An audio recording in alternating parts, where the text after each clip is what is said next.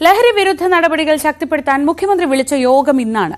Police, excise തുടങ്ങിയ പ്രധാന വകുപ്പുകളുമായി ആദ്യഘട്ടത്തിൽ ആശയവിനിമയം നടത്തും. ലഹരി വസ്തുക്കൾ വരുന്ന വഴികൾ തടയുക, ലഹരി വിരുദ്ധ ക്യാമ്പയിനുകൾ വിപുലമാക്കുക എന്നിവ യോഗത്തിൽ ചർച്ച ചെയ്യും. വിനോദ് തന്നെ വിശദാംശങ്ങൾ നൽകും. വിനോദ്, സംസ്ഥാനം വളരെ അതിതീവ്രമായ, ഒരുപക്ഷെ സംസ്ഥാനം നേരിടുന്ന ഏറ്റവും വലിയ യുദ്ധം, സംസ്ഥാനം നയിക്കുന്ന ഒരു യുദ്ധം ഇപ്പോൾ ലഹരിയോടാണ്. അതിന്റെ ഭാഗമായി അതിനെ എത്രത്തോളം ഗൗരവത്തിൽ കണ്ടിട്ടുണ്ട് എന്നതിന് ഉദാഹരണമാണ് ഇന്നത്തെ യോഗം. എന്താണ് ഇന്ന് ആരൊക്കെ യോഗത്തിൽ പങ്കെടുക്കും, എന്തൊക്കെയായിരിക്കും ചർച്ചയാകും?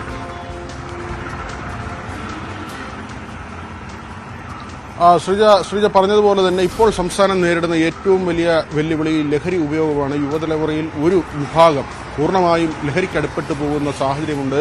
മാത്രമല്ല, രാസലഹരികളുടെ വരവ് അത് വല്ലാതെ സംസ്ഥാനത്തിന്റെ സാമൂഹ്യ അന്തരീക്ഷത്തെ തന്നെ മാറ്റിമറിക്കുകയാണ്. ഈ വീടകങ്ങളിൽ സ്ത്രീകൾക്ക് കഴിയാൻ പറ്റാത്ത നിലയിൽ പലയിടങ്ങളിൽ നിന്നും അത്തരത്തിലുള്ള പ്രതികരണങ്ങളാണ്.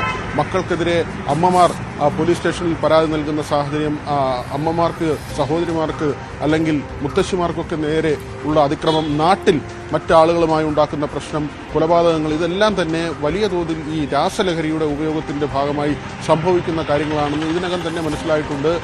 പോലീസിന്റെയും എക്സൈസിന്റെയും സംയുക്തമായ പരിശോധനകൾ ആരംഭിച്ചിട്ടുണ്ട്. അത്തരം പ്രവൃത്തികൾ നടക്കുകയാണ്.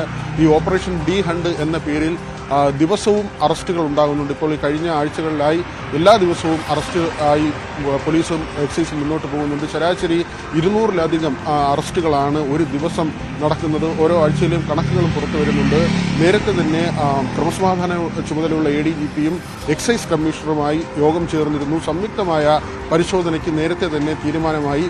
അതിന് അപ്പുറത്തേക്കുള്ള ഒരു യോഗമാണ് ഇന്ന് പോകുന്നത്. 11 മണിക്ക് മുഖ്യമന്ത്രിയുടെ അധ്യക്ഷതയിലാണ് യോഗം. ഏത് തരത്തിലാകണം ഇത്തരം കാര്യങ്ങൾ കൈകാര്യം ചെയ്യേണ്ടത്? പലപ്പോഴും ലഹരി കേസുകൾ പിടികൂടുമ്പോൾ ഈ കണ്ണികളിൽ മാത്രം അവസാനിക്കും. ഈ ലഹരി വിൽപ്പനയ്ക്ക് എത്തുന്ന ആളുകൾ, അല്ലെങ്കിൽ അത് കൊണ്ടുവന്ന് സ്കൂളുകളിലോ മറ്റോ ആ പരിസരത്ത് നിൽക്കുന്ന ആളുകൾ, അങ്ങനെ അവർ മാത്രം പിടിയിലാകുന്ന സാഹചര്യമാണ്. പക്ഷേ അത് മാത്രം പോരാ.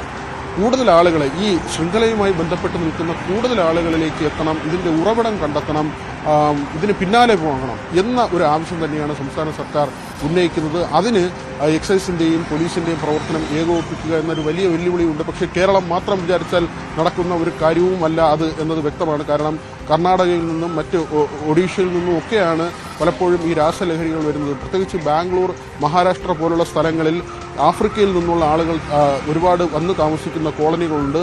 അവർ ഇവിടെ പഠനാവശ്യത്തിനും മറ്റുമായി വരുന്നതാണ്. അവിടെ നിന്ന് വരുന്ന വിദ്യാർത്ഥികൾ ഇവിടെ ഈ രാസലഹരികൾ തയ്യാറാക്കുന്നു. അവർ അതിൽ നിന്ന് പണം കണ്ടെത്തുന്നു. അതിൻ്റെ ഒരു പ്രധാന വിപണിയായി കേരളം മാറുന്നു. ഒരുപക്ഷെ കേരളത്തിൽ ഇങ്ങനെയുള്ള രാസലഹരികൾ നിർമ്മിക്കുന്നതുമായി ബന്ധപ്പെട്ട തെളിവുകളൊന്നും തന്നെ കണ്ടെത്തിയിട്ടില്ല, അങ്ങനെയുള്ള കേന്ദ്രങ്ങൾ കണ്ടെത്തിയിട്ടില്ല. പക്ഷേ അതിൻ്റെ വിപണി, ഏറ്റവും പ്രധാനപ്പെട്ട വിപണി കേരളമാകുന്നു. പുറത്ത് പഠിക്കാൻ പോയി തിരികെ വരുന്ന കുട്ടികൾ ഇങ്ങനെ വലിയ തോതിൽ ലഹരി ഉപയോഗിക്കുകയും പിന്നീട് അവർ ഇവിടുത്തെ കണ്ണിയായി മാറുകയും ചെയ്യുന്ന സാഹചര്യമുണ്ട്. കഴിഞ്ഞ ദിവസം തിരുവനന്തപുരത്ത് തന്നെ ഒരു യുവാവിനെ, 24 വയസ്സുകാരനാണ്, എക്സൈസ് പിടികൂടിയിരുന്നു.